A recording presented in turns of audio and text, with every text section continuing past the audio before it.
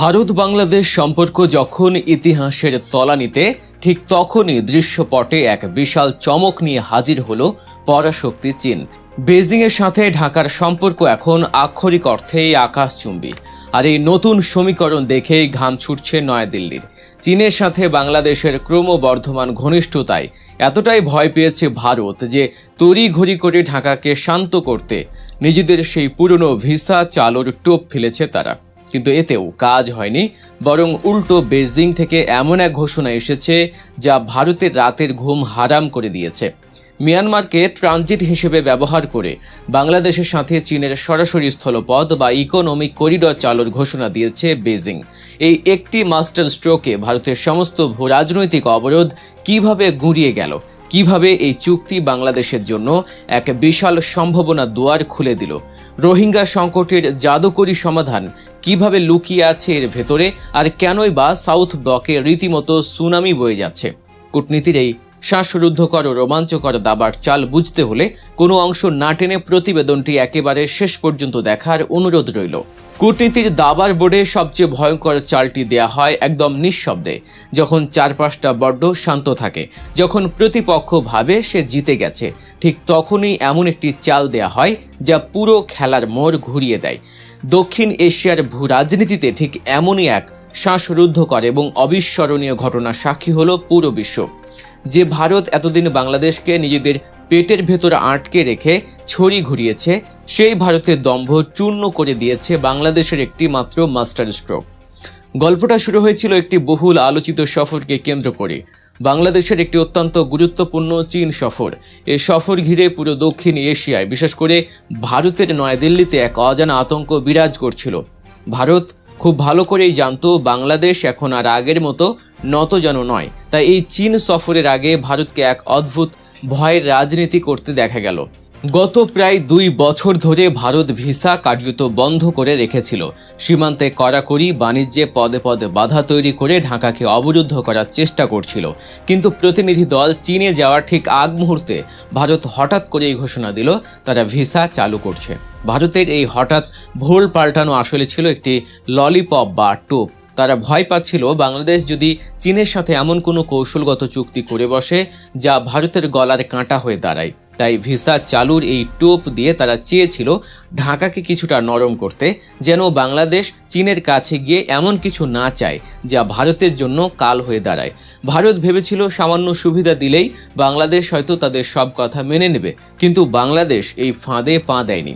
বেজিংয়ে সফর শুরু হলে পুরো বিশ্বের নজর ছিল সেদিকে।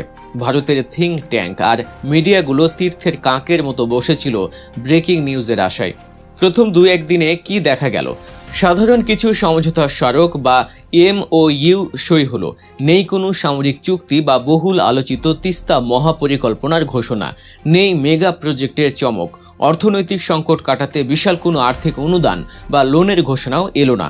ভারতের মিডিয়াগুলো তখন স্বস্তির নিঃশ্বাস ফেলল। টকশোগুলোতে তারা বলতে শুরু করলো, যাক বাবা, বাঁচা গেল।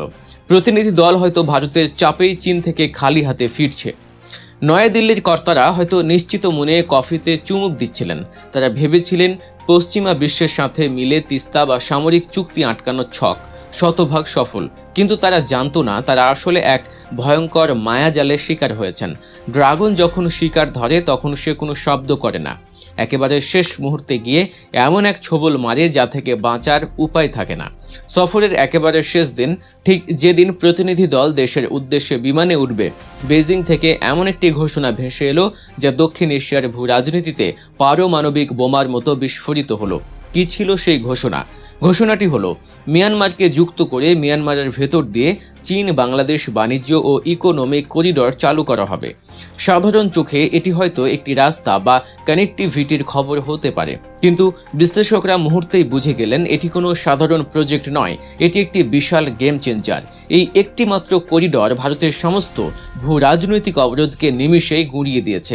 এর মানে হলো মিয়ানমার হয়ে সোজা চীন, থাইল্যান্ড, লাওস, কম্বোডিয়া এবং ভিয়েতনামের এক বিশাল দুয়ার বাংলাদেশের জন্য খুলে যাওয়া। এতদিন বাংলাদেশ ভৌগোলিকভাবে ভারতের পেটের ভেতর অবরুদ্ধ ছিল। স্থলপথে অন্য কোনো দেশের সাথে আমাদের সরাসরি বাণিজ্যের সুযোগ ছিল না, আর ভারত এই সুযোগটাই কাজে লাগাতো।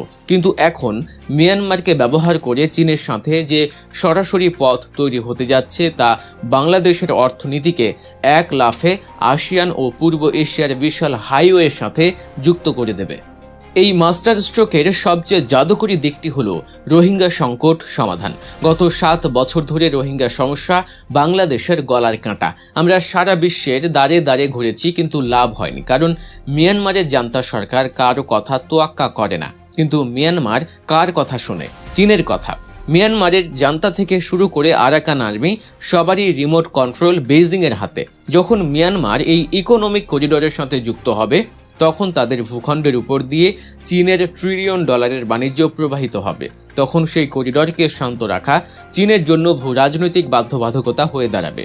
চীন ভালো করেই জানে রোহিঙ্গা সমস্যা জিইয়ে রেখে এই করিডর সফল করা সম্ভব নয়। তাই এই চুক্তির মাধ্যমে বাংলাদেশ আসলে এক ঢিলে 3 পাখি মারল। প্রথমত, চীনের সাথে সরাসরি বাণিজ্য পথ তৈরি হলো। দ্বিতীয়ত, ভারতের উপর নির্ভরশীলতা কমলো। এবং তৃতীয়ত, রোহিঙ্গা প্রত্যাবাসনের গ্যারান্টি চীনের ঘাড়ে চাপিয়ে দেয়া হলো। এই করিডর শুধু অর্থনৈতিক বা বাণিজ্যিক নয়, এর সাথে জড়িয়ে আছে চরম সামরিক নিরাপত্তা। যখন চীনের পণ্য এবং বিনিয়োগ এই করিডর দিয়ে বাংলাদেশের মোংলা বা চট্টগ্রাম সমুদ্রবন্দরে পৌঁছাবে, তখন এই পুরো রুটের নিরাপত্তা নিশ্চিত করা চীনের জন্য এক পরম দায়িত্ব হয়ে দাঁড়াবে। অর্থাৎ এই রুটের 2 প্রান্ত চীন এবং বাংলাদেশ দুজনেই এক অলিখিত সামরিক এবং কৌশলগত সুরক্ষার ছাদ উপভোগ করবে। এটি ভারতের জন্য সবচেয়ে বড় আতঙ্কের কারণ। সরাসরি কোনো সামরিক চুক্তির নাম না থাকলেও এর প্রভাব যে কোনো সামরিক চুক্তির চেয়েও কয়েক হাজার গুণ বেশি। ভারত বাংলাদেশকে আক্ষরিক অর্থেই অবরুদ্ধ করে ফেলেছিল। কখনো সীমান্ত বাণিজ্য বন্ধ, কখনো ভিসা আটকে দিয়ে তার একটি স্বাধীন রাষ্ট্রকে চারদিক থেকে চেপে ধরেছিল। ভারতের এই আগ্রাসী নীতি থেকে বাঁচতে বাংলাদেশের একটি বিকল্প লাইফলাইন দরকার ছিল। ঠিক সেই জায়গায় ভারতের শূন্যস্থান পূরণ করল চীন। যে মিয়ানমার চীনের বন্ধু, কিন্তু বাংলাদেশের সাথে যাদের সম্পর্ক বৈরী, তাদেরকেই আজ চীন বাংলাদেশের সাথে এক টেবিলে বসিয়ে দিল। চীন অনেকবারই এই করিডোরের চিন্তা করেছে, কিন্তু পতিত স্বৈরাচার সরকারের কাছে এমন প্রস্তাব দেয়া অসম্ভব ছিল। চীন জানতো পূর্ববর্তী সরকার কখনোই ভারতের অমতে কোনো মেগা প্রজেক্টে সই করবে না। যে সরকার ভারতের আপত্তিতে নিজেদের কৃষকদের বাঁচাতে একটি তিস্তা ড্যাম করতে পারে না, তারা মিয়ানমার দিয়ে ইকোনমিক করিডোর স্থাপন করবে, এটা ভাবাই যায় না। কিন্তু 5 আগস্টের পর বাংলাদেশের ভূ রাজনৈতিক দাবার বোর্ড সম্পূর্ণ পাল্টে গেছে। বাংলাদেশ এখন স্বাধীন এবং মেরুদণ্ড সোজা রাখা এক রাষ্ট্র। আমাদের বেঁচে থাকার জন্যই এই বিকল্প রুটটি দরকার ছিল। সেই রুদ্ধদ্বার পথটা আজ এক ধাক্কায় খুলে দিল চীন। আর এই ঘোষণার মধ্য দিয়েই ভারত চরমভাবে ধরাশায়ী হলো। বেজিংয়ের আকাশে আজ হয়তো বিজয়ের আলো। দাবার বোর্ডে ভারত হয়তো ভেবেছিল তারা ভিসা চালুর ললিপপ দেখিয়ে ঢাকাকে বশ করে ফেলেছে, কিন্তু ঢাকা তাদের সেই ললিপপ পকেটে পুরে সোজা ড্রাগনের ডেরায় গিয়ে এমন এক চুক্তি করে এলো যা ভারতের অস্তিত্বকেই হুমকির মুখে ফেলে দিল। সাউথ ব্লক কি এই চরম পরাজয় নীরবে হজম করবে, নাকি তারা নতুন কোনো ষড়যন্ত্রের জাল বুনবে? সাসপেন্স এখন তুঙ্গে। অপেক্ষা কেবল আগামী দিনগুলোর, কারণ ইতিহাসের এই নতুন অধ্যায়ে বাংলাদেশ আর কোনো অসহায় শিকার নয়। বাংলাদেশ এখন দাবার বোর্ডের এক অপ্রতিরোধ্য গেম চেঞ্জার হয়ে বিশ্বমঞ্চে পদার্পণ করছে। দর্শক, ভূরাজনীতি, কূটনীতি এবং সমসাময়িক বিশ্বের এমন সব শ্বাসরুদ্ধকর বিশ্লেষণ ও সত্য খবর জানতে সাবস্ক্রাইব করুন